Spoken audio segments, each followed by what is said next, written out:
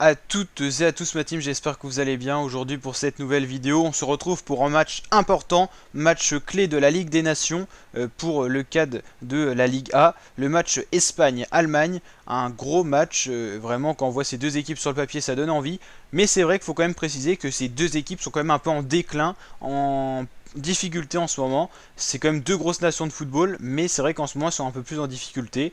C'est vrai que quand on a cette affiche, ça donne toujours du rêve, mais c'est vrai que ces deux nations sont quand même en recherche, en quête de performance, comme elles ont pu le faire dans le passé avec l'Espagne qui a remporté la Coupe du Monde 2010 et l'Allemagne qui a remporté la Coupe du Monde 2014.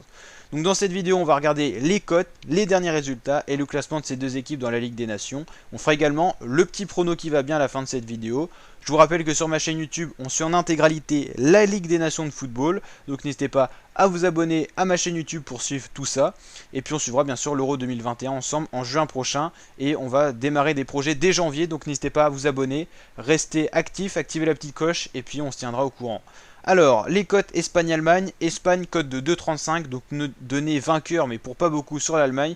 Allemagne 2,90, donc des cotes assez resserrées. Et ce qui veut dire c'est que on est vraiment incertain sur le résultat qui pourrait subvenir à l'issue de ce match. Au niveau des dernières rencontres, l'Espagne reste sur beaucoup de mauvais résultats. Match nul 1 partout face à la Suisse, 1 partout face aux Pays-Bas, défaite 1-0 face à l'Ukraine, c'était vraiment une défaite surprise, 1-0 face à la Suisse et 0-0 face au Portugal. Sur les 5 dernières rencontres, on voit que l'attaque espagnole est en difficulté, peu de buts marqués, pas mal de buts concédés et pas mal de mauvais résultats. Une équipe d'Espagne pas assez tranchante et pas forcément capable de s'imposer, même face à de plus petites nations de football sur lesquelles elle n'aurait jamais eu de difficulté dans le passé.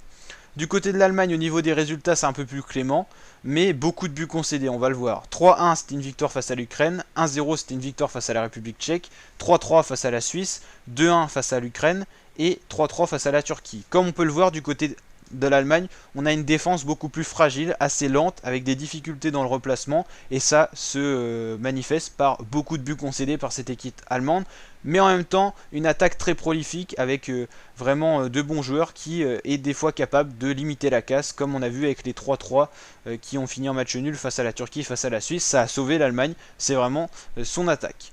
Donc on va regarder le classement de ces deux équipes. C'est en fait une sorte de finale pour aller dans le Final Four de la Ligue des Nations. L'équipe qui sortira vainqueur de ce match sortira vainqueur du groupe 4 de la Ligue des Nations.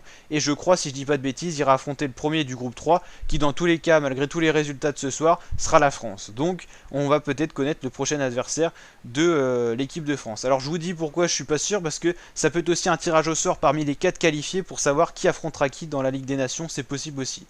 On suivra bien sûr avec attention demain les résultats de l'Italie, des Pays-Bas pour la première place du groupe 1 de la Liga, et Belgique-Danemark qui peuvent encore s'imposer. Ça sera également une finale comme Allemagne-Espagne, parce que les deux équipes s'affronteront et donc le vainqueur sortira premier du groupe. Et Italie-Pays-Bas c'est différent parce que l'Italie affronte de son côté la Bosnie et les Pays-Bas la Pologne.